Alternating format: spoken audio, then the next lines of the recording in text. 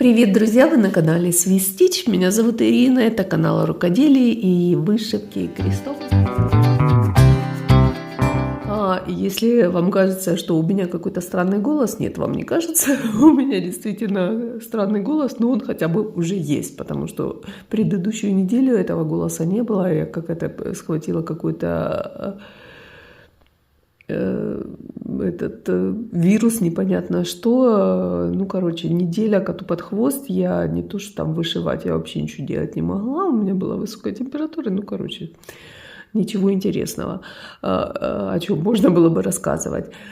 И долгие часы, проведенные наедине с собой, меня привели к тому, что я все-таки хочу каким-то образом оформить эту коробку и что-то туда вышить. И я не знаю, почему я в голову себе вбила, что мне сюда нужны винтажные розы. И я перерыла кучу сайтов в поисках этих винтажных роз. И я перерыла кучу там непонятных пинтересов в поисках этих роз. И думаю, ёлы-палы, да что ж они все то слишком большие, то круглые, то, ну, короче говоря, они никаким образом не вписываются.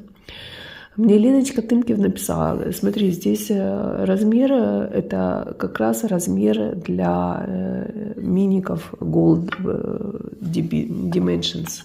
Вот это сюда она входит идеально.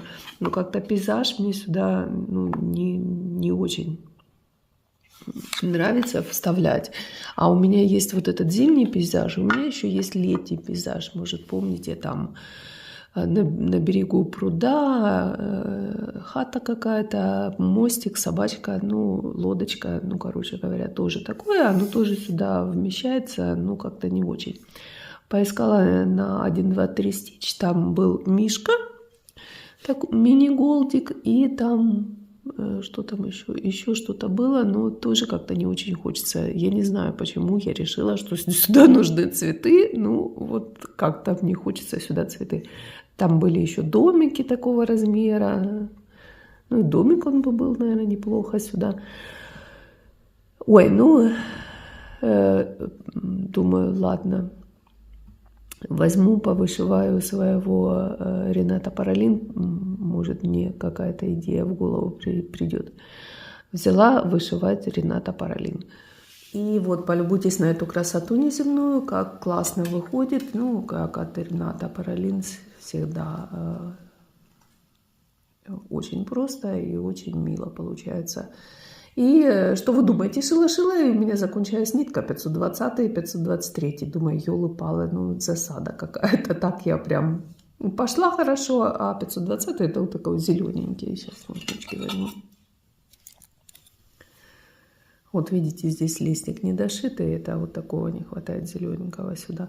И, соответственно, здесь же везде, ну, а этот зелененький, он, собственно, везде. Ну, и пошла я рыть в своих закромах, искать этот 520, 523, потому что, как бы, я была почему-то уверена, что он у меня есть. Ну, оказывается, он закончился, нету. И я думаю, посмотрю по остаткам. У меня там есть всякие разные палетки, что я вышивала, до которых у меня руки не дошли, чтобы их развесить, разобрать. И что вы думаете? И такие я нашла. Нашла я 520 и даже 523 вот на этой палеточке. А эта палеточка у меня, если вы помните, я вышивала в подарок подруге, мешочек я делала для белья от Just Nen Perseverance. Вас убивать своим произношением английским. Ну, одним словом, вышивала я от Just Nen такую панельку, и там вот у меня еще осталось только ниточек. И я уже потянула эту ниточку, и вдруг меня в этот момент осеняет. А что я на эту коробку должна, собственно, вышивать винтажные розы? Кто сказал, что это должно быть так? Я же могу вышить что-то из этой панельки взять, тем более у меня все к ней есть, пожалуйста. Здесь столько остатков, здесь не хватает только икрю. И кто-то даже мне в комментариях, кто-то из девочек мне написал, если бы я умела, я бы сделала бы этот самый хардангер. Но хардангер я не хочу, а вот шовчики, они, как бы, мне кажется, нормально сюда впишутся. И я вспоминаю, а чего я вообще изобретаю велосипед, если у Джанет Дуглас, у нее вообще коробки есть, и я же даже этот чертополох вышивала. Пошла я, одним словом, смотреть эти крышки на коробке от Джанет Дуглас, и они все больше этого размера, который у меня есть, не намного, можно, конечно, подогнать. И тут у меня пришла такая гениальная, на мой взгляд, мысль. Если я возьму за модель, вот, например, вот такую, вам вставлю картиночку, вот такую крышку от Джанет Дуглас, там, видите, в центре грушка, по бокам вот эти 4 каких-то цветочка. Если я возьму эту модель, в центре вышью вот такой вьюночек из вот этого набора, покажу вам тоже картинку, какой вьюночек я имею в виду. Размещу его в центре. Вместо вот этих 4 цветочков, как у Джанет Дуглас, я помещу 4 розочки. Ну, короче говоря, взяв модель от Джанет Дуглас, я буду использовать схемы и дизайн от Жаснен. Как вы думаете? Как вам моя такая идея, если я правильно, если вы поняли то, что я имею в виду, я надеюсь, вы поняли. А если вы не поняли, смотрите, я хочу осуществить эту мою идею. И все-таки мне придется для Рената Паролин ехать покупать 520 и 523, потому что здесь не хватит на 2 проекта. И опять же, я чего-то, наверное, разлюбила винтажные розы, потому что у меня вот эта коробка, все-таки она меня не устраивает, не удовлетворяет. Мне не нравится, как зажаты эти розы в этом окошке. Я хочу вытащить, и я вышила вот такой рог изобилия. Если вы помните, давным-давно у меня было видео, мы там рассматривали книжку про старинные сэмплеры. Мне Мэгги давала эту книжку, и я из этой книжки взяла схему вот этого винтажного рога изобилия. А эту тряпочку я же красила на собачку, если вы помните. Ну, думаю, пойдет в ход тряпочка. И я вот, смотрите, вышила этот рог изобилия. Ну, это буквально 2 часа работы, как вы понимаете, особо нечего. И я не знаю, подойдет он сюда или не подойдет, но я сейчас хочу вставить и посмотреть, что это будет. А это вытащить и, наверное, сделать какую-то подушечку или что-то из нее, потому что, ну, здесь оно не смотрится никак. Так что увидимся в следующем включении. Я надеюсь, у меня голос уже будет получше и не будет... Я сама терпеть не могу, когда вот это гундосят, кашляют и сморкаются на видео. Ну, простите уж, а то видео не выйдет еще, наверное, неделю. Ну что ж, вставила я новую крышечку, сделала. Ну, сказать честно, опять мне не нравится. Такая я капризная, ничего мне не нравится. Кстати, вы знаете, как рог изобилия размещать? Вот так надо, чтобы на вас валилось изобилие? Или вот так, чтобы у вас дом полная чаша был? Ну, неважно. Одним словом, мне не нравится. Надо будет что-то еще придумать. Ну ладно, пусть постоит сейчас так. А из тех розочек я, наверное, просто сделаю такое сердечко, пинкипчик, да и все. Поехала я за ниточками в Кома, и вы представляете, я приехала, запарковалась, и в этот момент мне звонит Ира и говорит: приехали твои нитки. Но уже не хотелось мне с пустыми руками возвращаться. Купила я такие ниточки, пусть будут 2 моточка, всегда пригодятся. И я к вам с моими первыми результатами. Вот я оформить такое отчаянное желание оформить крышку этой коробки. И вот я сделала уже вьюнок вот здесь с листиком. Листик здесь Не абы какой, а хитренький такой. Здесь вот крестики, а здесь вот лонг стич. И вот я уже начала здесь вышивать розочку. И я надеюсь, у меня будет удачная эта идея, потому как что-то никак не увенчается успехом мое желание оформить коробочки. Все меня не устраивает. Ну вот. Ну, никакое оно, как вы считаете? Может, я так предвзято сужу? Может, мне надо привыкнуть? И я надеюсь, это будет идея лучше, чем предыдущая с вот этой коробкой.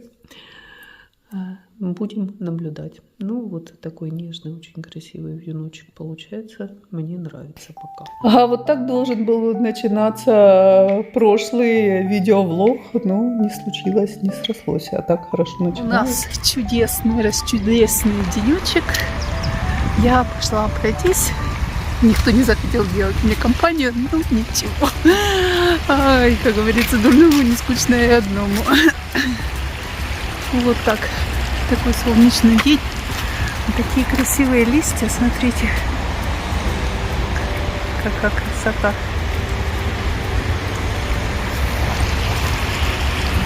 Пойду схожу к озеру, посмотрю, как там дела.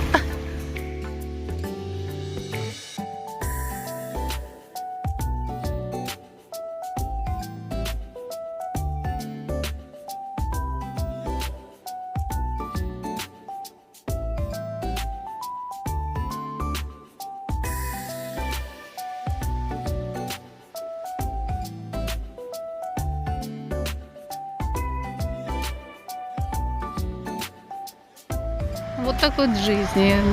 Только для того, чтобы стоять на месте, надо грести против течения.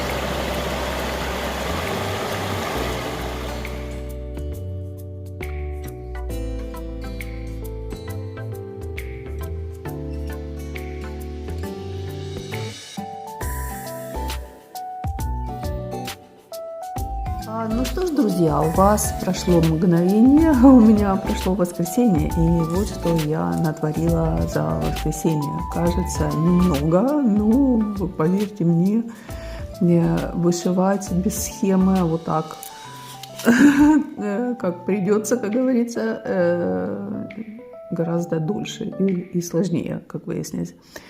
И что же я сделала? Венок вы уже видели, и потом я хотела вот здесь вышить вот эти розы, которые у меня вот здесь на моем дизайне от Jasnine.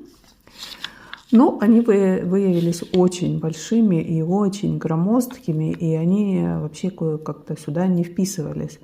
Мне пришлось перерыть кучу там всяких схем, чтобы найти розочки такие, которые бы мне понравились и которые бы они подошли сюда. В конце концов, я нашла вот такие простые примитивные розочки. Там они были красного цвета, но, слава богу, мне хотя бы не надо было подбирать цвета, как бы, что, на мой взгляд, самое сложное в процессе создания схемы всяких там этих дизайнов. К счастью, Jasnine уже это сделала за меня, и я взяла те же цвета, которые были в розах от Jasnine. И потом я закончила вот эту ниточку, которая шла в наборчике, вот это с переходами. Видите, это одна и та же нитка, но, как видите, здесь она синяя, здесь она уже зеленая, здесь она чуть-чуть другого цвета. И вот такой веночек получился. Мне нравится, как получилось. Ну, это ж учитывайте. Я просидела вчера все воскресенье с этим, потому что я сначала вышила эту большую розу из Jasnine. Потом я вижу, что не то пальто, надо менять. Перешила. Попробовала еще пару вариантов, тоже не понравились, перешила. Это же все время получается. И поэтому оно все это так тянется. Потом я сделала вот эту рамочку, чтобы определить как-то расстояние и вообще, что мне еще требуется и что мне надо. И выяснилось, что вот здесь у меня дырка и вот здесь у меня дырка. И теперь я не знаю, что сюда. Здесь из этой, как ее называют, скажите мне, из жасмина здесь есть вот такие фиалочки. Я вот думаю, может вот сюда, в эти уголочки, влепить эти фиалочки, вот такие. И здесь есть еще вот наверху этого баннера, или как это называется, есть вот такие типа колесиков. Они, наверное, тоже сюда как бы вписались. Ну, в общем, я не знаю, надо, опять же, это будет дело такое, я попробую, мне понравится, не понравится, если понравится, сразу оставить это класс, если нет, надо будет перешивать и переделывать. Эта рамка еще не доделана, здесь я сделала, как это называется, смирно стич, а здесь будут еще вот такие вот гладевой стежок вот такой, а здесь, соответственно, такой диагональный. Ну вот, видите, какой процесс интересный, но долго играющий, скажем так. Ну, в общем, воскресенье как-то вчера было очень грустное, потому как я уже привыкла, что в воскресенье выходят мои видео, и утро начинается с того, что я делаю себе кофе и сижу и отвечаю на ваши комментарии, и мне это очень интересно и классно, и как будто я провожу время с вами. А тут все такая грусть, нету никаких, нет видео, нет комментариев.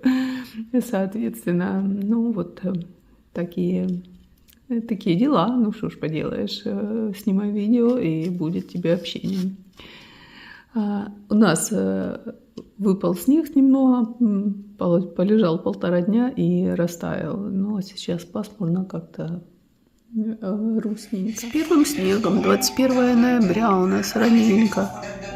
Учитывая то, что у нас вообще редкость снег, так это вообще какое-то чудо чудесное.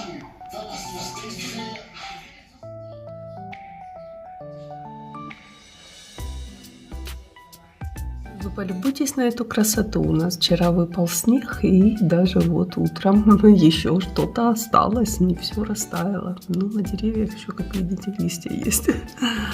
Я, конечно, не могу насладиться в полной мере, пойти слепить снеговика, например, потому как я болею. У нас утро, буду начинать день. И до следующего включения. Вот вам для зимнего настроения стоит у меня, я тут на это любуюсь, все. Когда чем больше я рассматриваю эту картинку, тем больше она мне нравится, тем больше она как-то меня впечатляет. Преклоняюсь перед дизайнерами Dimensions. Это какой талант надо иметь, чтобы вот в этот размер 13 на 18 вместить целую историю. И тут вам и лес, тут вам и каток, тут вам и деревушка, тут вам и елочки, тут вам вдали и небо, и листики прошлогодние, и на переднем плане есть у вас все, и даже рамочка есть.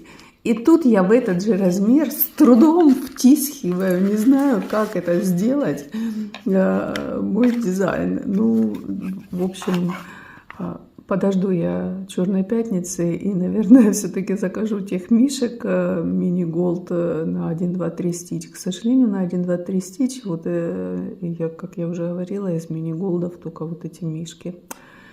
Ну, не знаю. Где еще можно посмотреть мини-голдики от Dimensions? Подскажите, наборчики.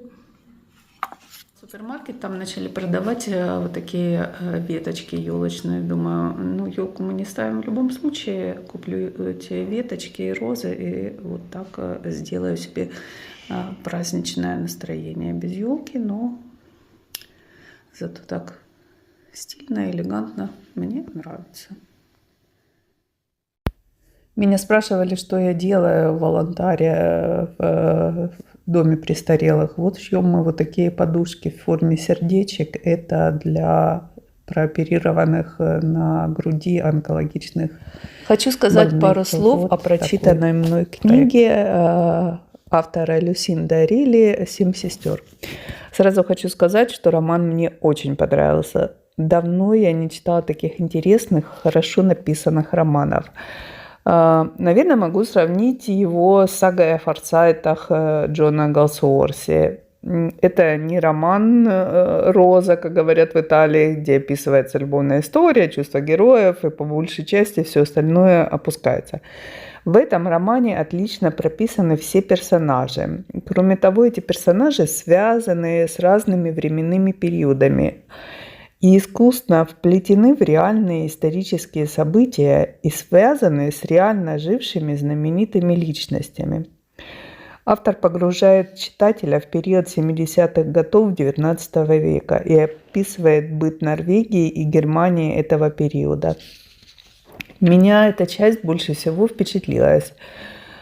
Казалось бы, прошло менее 200 лет, и как все изменилось. Такие детали, на какие мы вообще не обращаем внимания в нашей повседневной жизни, как, например, принять душ. Надо лишь повернуть кран, вам не надо таскать ведрами воду, разогревать ее на печке, которую надо растопить, вам не надо стирать белье в проруби. А если подумать о походе к зубному врачу, да я даже думать не хочу об этом. Также в романе описываются ужасные события Второй мировой войны. И это все история 5 поколений одной семьи. Это был второй роман из серии о 7 сестрах, в котором вообще всего 8 книг, если я правильно поняла. Каждая книга рассказывает историю каждой из этих сестер. И 8-я, собственно, об отце, о приемном отце, который их усыновил в младенчестве. Так что впереди меня ждет много чего увлекательного. И вдруг, если вы по какой-то причине, так же, как и я, не слышали об этом романе, он, по-моему, в 2014 первая книга вышла, ну, что-то давненько, то я вам могу его порекомендовать вот с чистой совестью, когда вы действительно насладитесь качественной литературой, над которой автор провел огромную работу и изучил исторические факты. Это действительно колоссальный труд проделанный, и действительно интересно читать эту книгу. Так что рекомендую. А мне предстоит еще первая часть, которую я пропустила, потому что ее не было в библиотеке. Вот так она выглядит. Это история Майи. Если вторая книга, которую я читала, это была история Элли, второй сестры. Это история Майи. Вот такой интересный автор и такие интересные книги, которые я открыла в последний раз для себя. Так что рекомендую.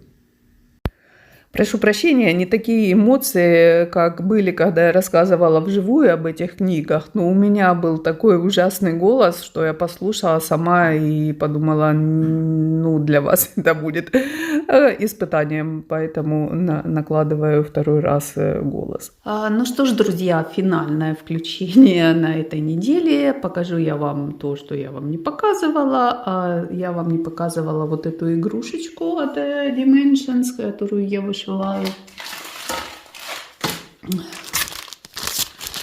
Что тут у нас должно получиться?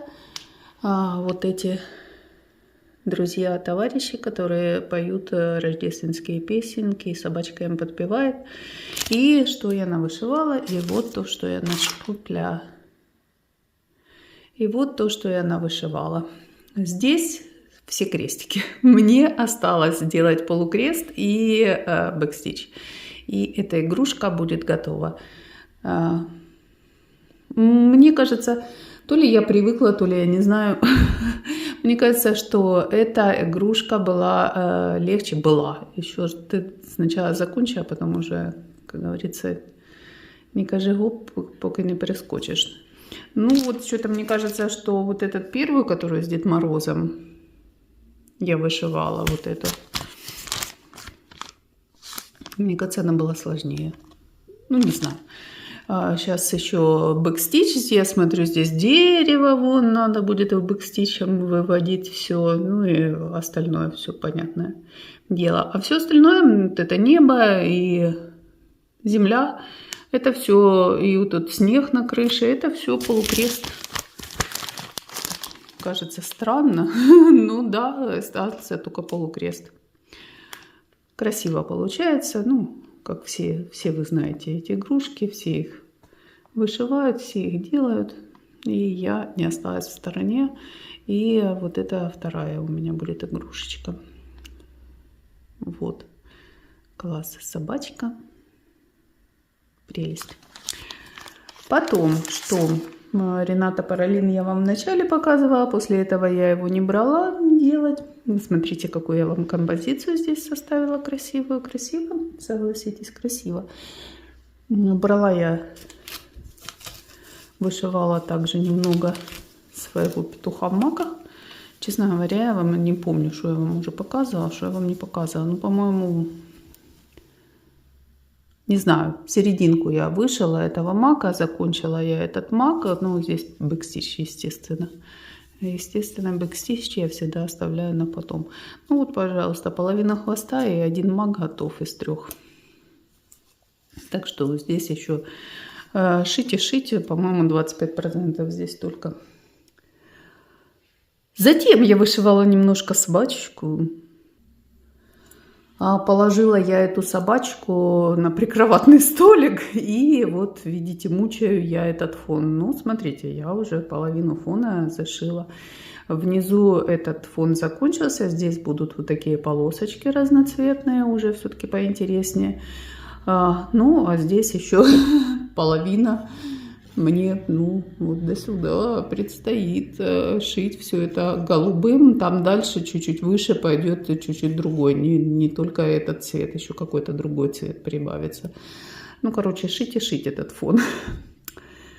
Ой, не пишите мне, что это дурно.